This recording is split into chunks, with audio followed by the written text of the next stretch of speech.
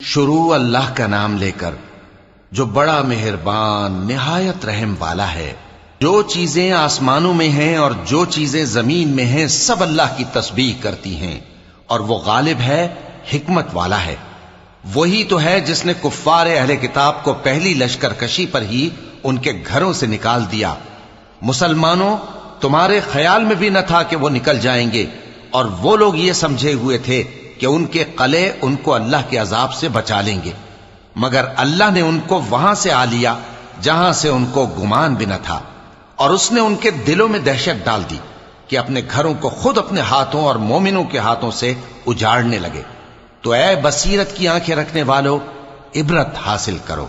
اور اگر اللہ نے ان کے بارے میں جلا وطن کرنا نہ لکھ رکھا ہوتا تو ان کو دنیا میں بھی عذاب دے دیتا، اور آخرت میں تو ان کے لیے آگ کا عذاب تیار ہے ہی۔ یہ اس لیے کہ انہوں نے اللہ اور اس کے رسول صلی اللہ علیہ وآلہ وسلم کی مخالفت کی، اور جو شخص اللہ کی مخالفت کرے تو اللہ اسے سخت عذاب دینے والا ہے۔ مومنوں، کھجور کے جو درخت تم نے کاٹ ڈالے یا ان کو ان کی جڑوں پر کھڑا رہنے دیا، سو یہ اللہ کے حکم سے تھا، اور اس سے مقصود یہ تھا کہ وہ نافرمانوں کو رسوا کرے۔ اور اے مسلمانوں، جو مال اللہ نے اپنے پیغمبر کو ان لوگوں سے جنگ کے بغیر دلوایا ہے اس میں تمہارا کچھ حق نہیں، کیونکہ اس کے لیے نہ تم نے گھوڑے دوڑائے نہ اونٹ، لیکن اللہ اپنے پیغمبروں کو جن پر چاہتا ہے غالب کر دیتا ہے، اور اللہ ہر چیز پر قادر ہے۔ جو مال اللہ نے اپنے پیغمبر صلی اللہ علیہ وآلہ وسلم کو بستیوں والوں سے دلوایا ہے وہ اللہ کے اور پیغمبر کے اور پیغمبر کے قرابت والوں کے اور یتیموں کے اور حاجت مندوں کے اور مسافروں کے لیے ہے، تاکہ جو لوگ تم میں دولت مند ہیں انہی کے ہاتھوں میں نہ گردش کرتا رہے، اور جو چیز تم کو پیغمبر صلی اللہ علیہ وآلہ وسلم دیں وہ لے لو، اور جس سے منع کریں اس سے باز رہو، اور اللہ سے ڈرتے رہو، بے شک اللہ سخت عذاب دینے والا ہے۔ اور ان ضرورت مند مہاجروں کے لیے بھی جو اپنے گھروں اور مالوں سے خارج اور جدا کر دیے گئے ہیں، جو اللہ کے فضل اور اس کی خوشنودی کے طلبگار اور اللہ اور اس کے پیغمبر کے مددگار ہیں، یہی لوگ سچے ہیں۔ اور ان لوگوں کے لیے بھی جو مہاجرین سے پہلے اس گھر یعنی مدینے میں مقیم ہیں اور ایمان میں مضبوط ہیں، اور جو لوگ ہجرت کر کے ان کے پاس آتے ہیں وہ ان سے محبت کرتے ہیں، اور جو کچھ ان کو ملا اس سے اپنے دل میں کچھ خواہش اور خلش نہیں پاتے، اور ان کو اپنی جانوں پر مقدم رکھتے ہیں خواہ وہ خود بھی فاقے سے ہوں۔ اور جو شخص خود غرضی سے بچا لیا گیا تو ایسے ہی لوگ بامراد ہیں۔ اور ان کے لیے بھی جو ان مہاجرین کے بعد آئے اور دعا کرتے ہیں کہ اے پروردگار، ہمارے اور ہمارے بھائیوں کے جو ہم سے پہلے ایمان لائے ہیں گناہ معاف فرما، اور مومنوں کی طرف سے ہمارے دل میں کینہ و حسد نہ پیدا ہونے دے۔ اے ہمارے پروردگار، تو بڑا شفقت کرنے والا ہے، مہربان ہے۔ کیا تم نے ان منافقوں کو نہیں دیکھا جو اپنے کافر بھائیوں سے جو اہل کتاب ہیں کہا کرتے ہیں کہ اگر تم جلا وطن کیے گئے تو ہم بھی تمہارے ساتھ نکل چلیں گے، اور تمہارے بارے میں کبھی کسی کا کہا نہ مانیں گے، اور اگر تم سے جنگ ہوئی تو تمہاری ہی مدد کریں گے، مگر اللہ ظاہر کیے دیتا ہے کہ یہ جھوٹے ہیں۔ اگر وہ نکالے گئے تو یہ ان کے ساتھ نہیں نکلیں گے، اور اگر ان سے جنگ ہوئی تو یہ ان کی مدد نہیں کریں گے، اور اگر مدد کریں گے بھی تو پیٹ پھیر کر بھاگ جائیں گے، پھر ان کو کہیں سے بھی مدد نہ ملے گی۔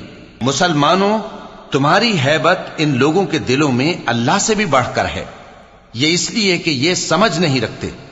یہ سب جمع ہو کر بھی تم سے نہیں لڑ سکیں گے، مگر بستیوں کے قلعوں میں پناہ لے کر یا دیواروں کی اوٹ سے۔ ان کے آپس میں بھی بڑی لڑائی رہتی ہے، تم خیال کرتے ہو کہ یہ اکٹھے ہیں، حالانکہ ان کے دل پھٹے ہوئے ہیں۔ یہ اس لیے کہ یہ بے عقل لوگ ہیں۔ ان کا حال ان لوگوں کا سا ہے جو ان سے کچھ ہی پیشتر اپنے کرتوت کی سزا کا مزہ چکھ چکے ہیں، اور ان کے لیے دکھ دینے والا عذاب تیار ہے۔ منافقوں کی مثال شیطان کی سی ہے کہ انسان سے کہتا رہا کہ کافر ہو جا، پھر جب وہ کافر ہو گیا تو کہنے لگا کہ مجھے تجھ سے کچھ سروکار نہیں، مجھ کو تو اللہ رب العالمین سے ڈر لگتا ہے۔ تو دونوں کا انجام یہ ہوا کہ دونوں دوزخ میں جائیں گے، ہمیشہ اس میں رہیں گے، اور بے انصافوں کی یہی سزا ہے۔ اے ایمان والو، اللہ سے ڈرتے رہو، اور ہر شخص کو دیکھنا چاہیے کہ اس نے کل یعنی آخرت کے لیے کیا سامان بھیجا ہے، اور ہم پھر کہتے ہیں کہ اللہ سے ڈرتے رہو، بے شک اللہ تمہارے سب اعمال سے خبردار ہے۔ اور ان لوگوں جیسے نہ ہو جانا جنہوں نے اللہ کو بھلا دیا تو اللہ نے انہیں ایسا کر دیا کہ وہ خود اپنے آپ کو بھول گئے۔ یہی لوگ ہیں نافرمان۔ اہل دوزخ اور اہل بہشت برابر نہیں، اہل بہشت ہی کامیابی حاصل کرنے والے ہیں۔ اگر ہم یہ قرآن کسی پہاڑ پر نازل کرتے تو تم اس کو دیکھتے کہ اللہ کے خوف سے دبا اور پھٹا جاتا ہے۔ اور یہ مثالیں ہم لوگوں کے لیے بیان کرتے ہیں تاکہ وہ غور کریں۔ وہی اللہ ہے جس کے سوا کوئی معبود نہیں، پوشیدہ اور ظاہر کا جاننے والا، وہ بڑا مہربان ہے، نہایت رحم والا ہے۔ وہی اللہ ہے جس کے سوا کوئی عبادت کے لائق نہیں، بادشاہ حقیقی، ہر عیب سے پاک، سلامتی دینے والا، امن دینے والا، نگہبان، غالب، زبردست، بڑائی والا۔ اللہ مشرکوں کے شرک سے پاک ہے۔ وہی اللہ تمام مخلوقات کا خالق، ایجاد و اختراع کرنے والا، صورتیں بنانے والا، اس کے سب اچھے سے اچھے نام ہیں۔ جتنی چیزیں آسمانوں اور زمین میں ہیں سب اس کی تسبیح کرتی رہتی ہیں، اور وہ غالب ہے، حکمت والا ہے۔